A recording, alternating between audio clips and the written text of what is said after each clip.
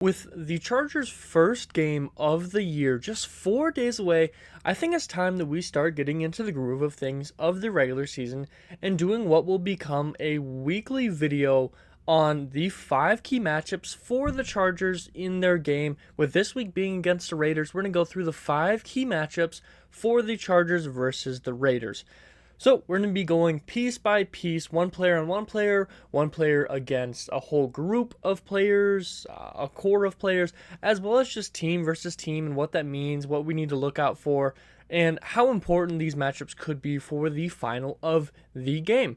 But with that being said, if you enjoy this content, please hit me with a like and subscribe. It truly means the world to me. I'm trying to reach 1,000 subscribers before the end of the year, and I cannot do that without your guys' help.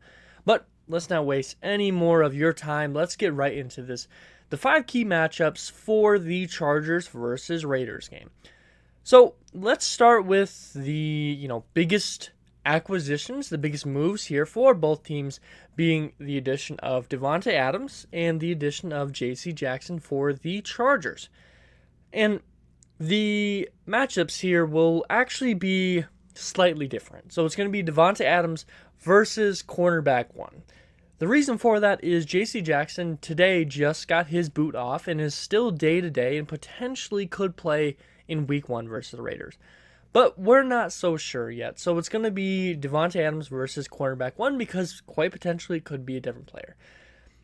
With an unknown return for J.C. Jackson, we're still going to look into J.C. Jackson. The fact of the matter is J.C. Jackson is a top 5 cornerback in this league. He can ball hawk for you. He can do a little bit of everything. He can lock down your best wide receivers. He can do everything. And we haven't seen him play against Davante Adams quite a lot through his career. Actually, I think maybe only once, if it has at all. So there's not a lot of information to gather here. But no matter who guards Adams, it will be a very important piece of the game plan for this game, since Adams can completely take over a game no matter what the score is. So if J.C. Jackson doesn't play, which I'm kind of leaning towards because I know that the Chargers for a long time were rushing people back with new coaching, I feel like they're trying to prevent that. So I feel like if he's not 100% ready, he won't play. With that being said, I would expect Michael Davis to be the likely cornerback 1 come Week 1 against Adams, as Asante Samuel Jr., just entering year 2, isn't quite at the level where you could throw him out against a guy like Adams. Bryce Callahan definitely isn't at that level. And Michael Davis, with what he's done, Davis is starting to get back to what he was in previous years when he was paid out, when he was made the cornerback 1 for the Chargers. He's starting to reach that level again after a tough year last year. Davis has not went against Adams, though, since 2019, and I think he's only faced him 2 times in his entire career, and in 2019 was the first time that he was the primary defender against him. Now, in 2019, Packers playing against the Chargers did win that game, but Adams was held to 7 receptions for 41 yards, which was 4th on the team in that game. So those by themselves may seem like not great numbers, especially that 7 receptions count, but the fact is 41 yards is quite a low number, especially for such a high talent. With Adams averaging 83 yards per game that year, holding him down to 41 is below half, which is a very good sign that, with Davis's speed, his size, that he could slow down Davante Adams through the remainder of the game. Davis had also led the team in tackles that game with 5 tackles, as well as batting away a couple passes. With all that being said, the biggest thing is that Carr and Adams are still going to have to go through that feeling out phase. Even with all of training camp and going through the offseason and previously playing together in college, there's still going to be a little bit of learning how they play in full speed against, competition that isn't just in practice. And that by itself is probably likely going to slow down Adams and Carr early on in the game. But not only that, but Michael Davis, I think, has it in him to at least prevent Adams from having a crazy game 1. So whether it's going to be Michael Davis, J.C. Jackson, or whomever may defend Davante Adams, I find that matchup likely will be the most important matchup for the entire game. Now, the next matchup here is one player against the whole team. And I think you kind of expect where that's going to be going. And that's going to be Khalil Mack versus the Raiders. Now, Mack was drafted by the Raiders 5th overall back in 2014.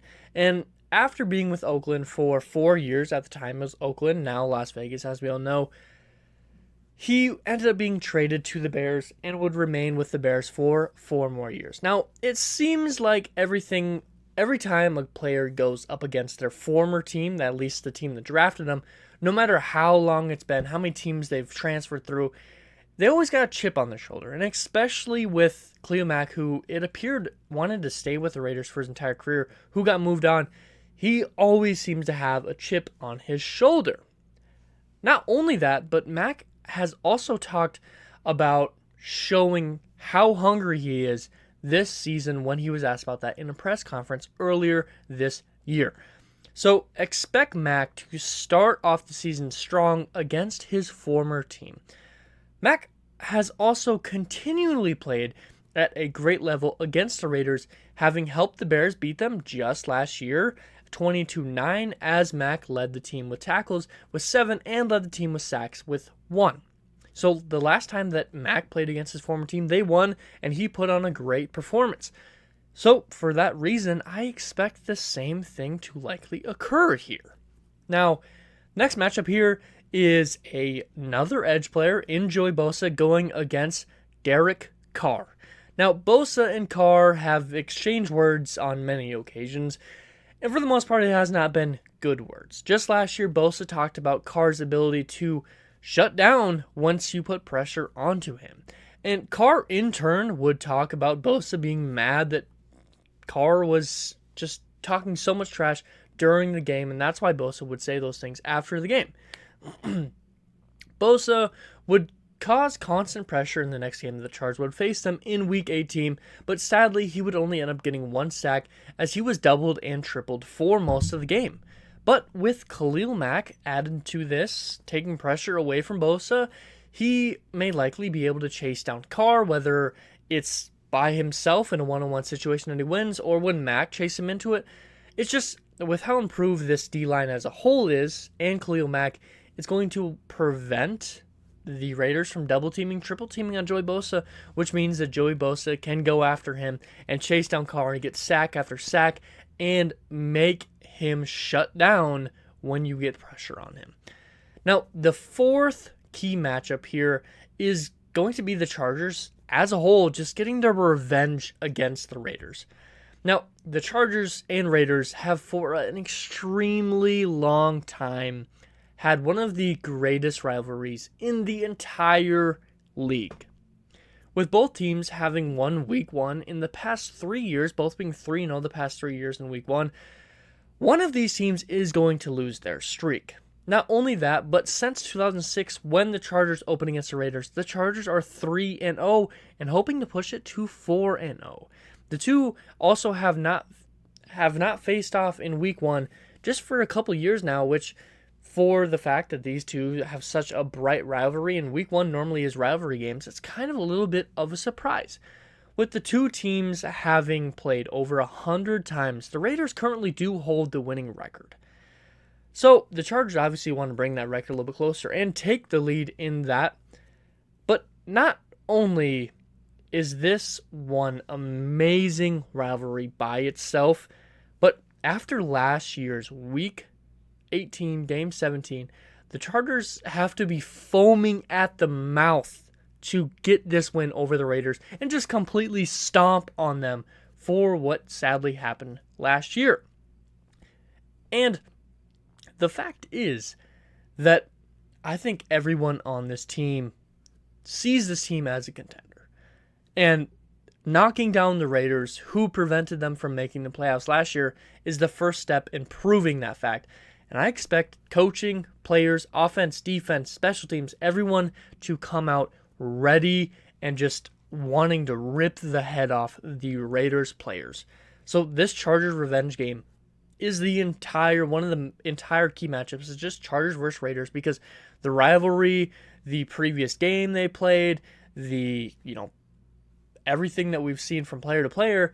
But the last kind of matchup we have here is going to pertain to Justin Herbert, who I personally see as being an MVP candidate.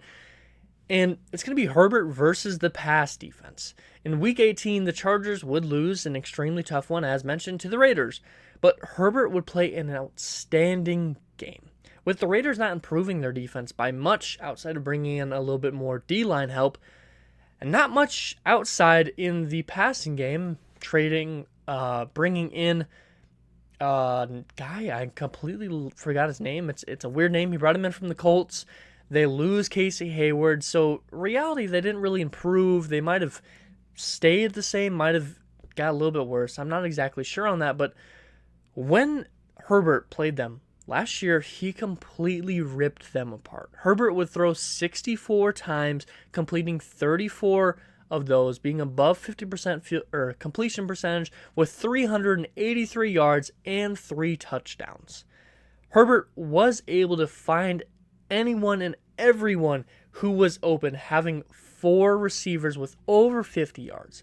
Not only that, but Justin Herbert was extremely clutch, going 6 of 7 on 4th downs, as well as running the perfect 2-minute drill and scoring with 0 seconds to push it to overtime.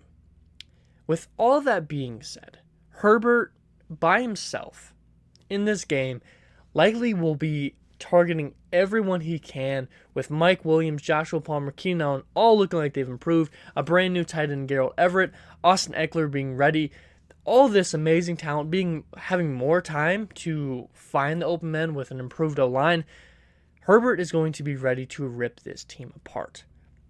With all 5 of these key matchups, what I present to you is going to be my prediction for the game. And now I'm not going to go player by player predictions as a whole, but I will say I expect Mack and Bosa to get a sack. I expect Herbert to go over 300 yards, as he continually has done through his entire career, as well as snag at least 2 or 3 touchdowns. But in total, my prediction for the game itself is going to be, surprisingly, not a huge score. And although last year I believe the average score per team was about 22 points, I'm expecting it to be a 31-23 final score for the Chargers to take home the win and be 1-0 on the season. But what are your guys' thoughts? What is your prediction for the game? What are the key matchups you're most looking forward to, and who do you think is going to win these matchups? And how excited are we that football is finally here? Leave all that down below in the comments. If you enjoyed this content, please give me a like and subscribe. It truly means the world to me. I'm so excited for the football season to be here. But as always, I hope it taught you something today. Hope it made you smile. Hope it made you laugh. This something's really important to me. It affects someone else today in a great way, because every single day can be a great day if we all just put in the effort. And as always, you guys all be safe out there. But something deep inside won't let me quit. I swear that